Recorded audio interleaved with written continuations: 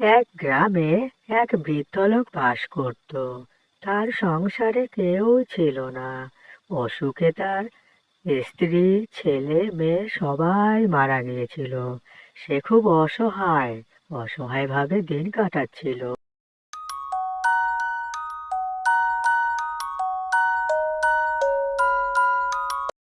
আমার মতো অসহায় বৃদ্ধ লোক এই গ্রামে হয়তো নেই।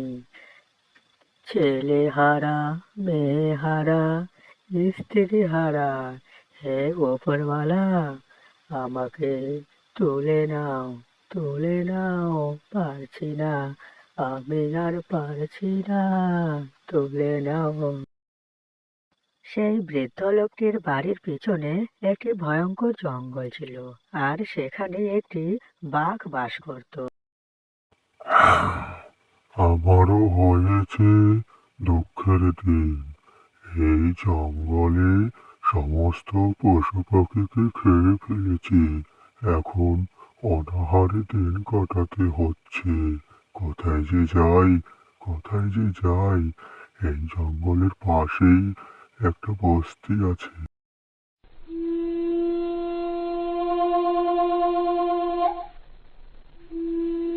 যাই, এভাবে আর না খেয়ে থাকা যাবে না। ওই গ্রামে গিয়ে আক্রমণ করি অসহায় লোকেদের উপর। হা হা হা।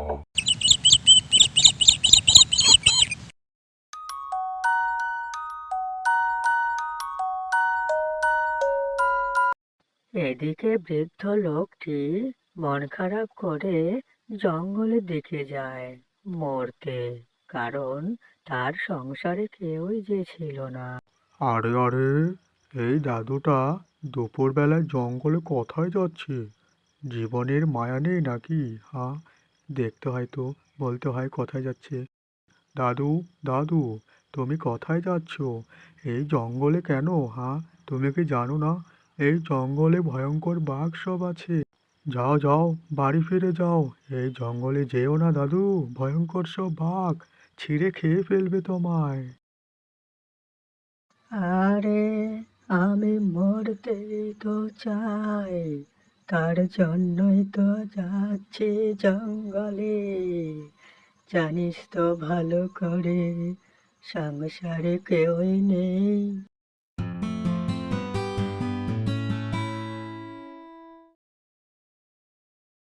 এই দাদুর দেখছি জীবনের মায়া নেই, তাই চলে গেল। যাক।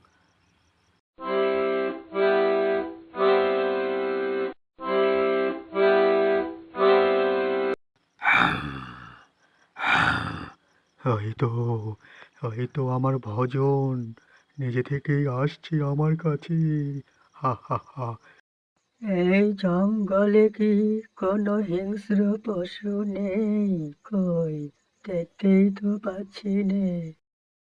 আমি আর বাঁচতে চাই না, আমায় মৃত্যু দাও।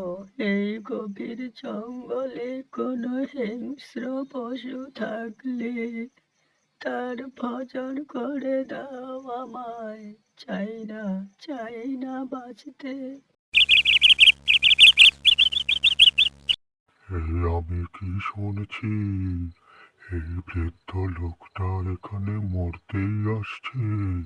না না, একে যে করেই হোক বাঁচাতেই হবে। যাই, যাই তাকে সান্ত্বনা দিয়ে আসি।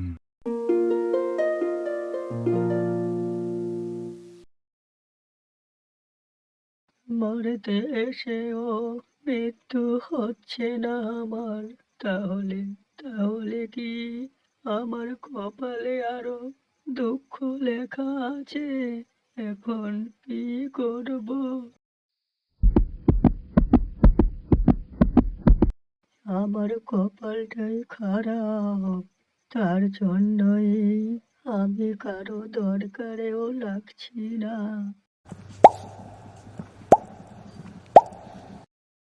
যাই, গিয়ে দেখি তো লোকটা সত্যি সত্যি দুঃখ কষ্ট নাকি। এবার তোকে খেয়ে ফেলবো। হ্যাঁ, তুমি খেয়ে ফেলো আমায়। এতক্ষণ ধরে তো তোমার অপেক্ষায় ছিলাম। দয়া করো, এই বৃদ্ধের উপর কৃপা করো। মুক্তি দাও, মুক্তি দাও এই পৃথিবী থেকে।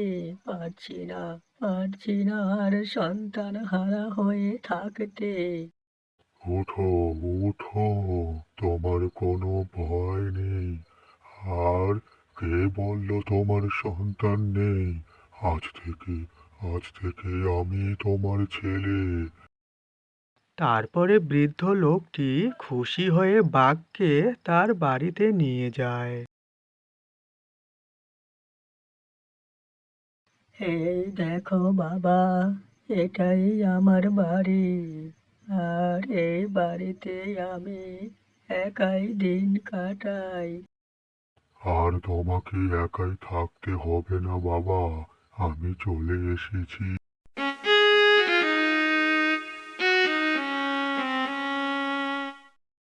পালাও, পালাও, বাঘ, বাঘ, দাদুর বাড়িতে ভয়ঙ্কর এক বাঘ এসেছে।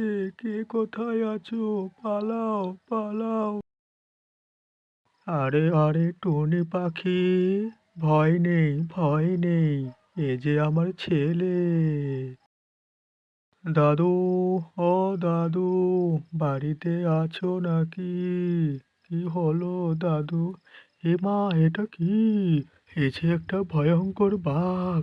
বাপরে বাপ, পালাই, পালাই, নালে খেয়ে ফেলবে। আরে আরে, পালাচ্ছিস কোথায়? শোন, শোন, এ আমার ছেলে, তোকে কিছু করবে না। কই রে? দাদুর বাড়িতে বাঘ এসেছে, সমস্ত জঙ্গলে খবরটা ছড়িয়ে দিতে হবে। চল চল, শিগগিরই চল। এদিকে ভয়ঙ্কর জঙ্গলে একটি তান্ত্রিক বাস করত। হা হা হা, আজ 25 বছর ধরে আমি সাধনা করছি। আজ আমার শেষ দিন। আজকে যদি আমি মাকে নরবলি দিতে পারি, তাহলে তাহলে অনেক শক্তি পাবো। যেভাবেই হোক, যেভাবেই হোক, নরবলি দিতেই হবে। যাই গ্রামের দিকে। তারপর তান্ত্রিকটি সমস্ত জঙ্গলে মানুষ খোঁজার পর অবশেষে সেই বৃদ্ধ লোকটিকে দেখতে পায়। পেয়ে গেছি, পেয়ে গেছি, চাই চাই কাছে। চল চল আমার সাথে, তোকে যেতে হবে ওই গভীর জঙ্গলে। চল চল, এক্ষুনি চল। কে তুমি বাছা? আমাকে জঙ্গলে নিয়ে যেতে চাও কেন? হা, কে কে তুমি? তুমি কে? বেশি কথা না বাড়িয়ে চল।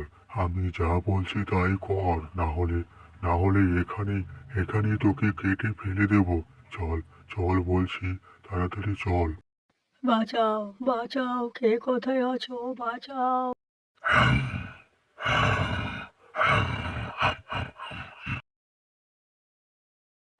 আমি থাকতে কেউ কোনোদিনও তোমার অনিষ্ট করতে পারবে না।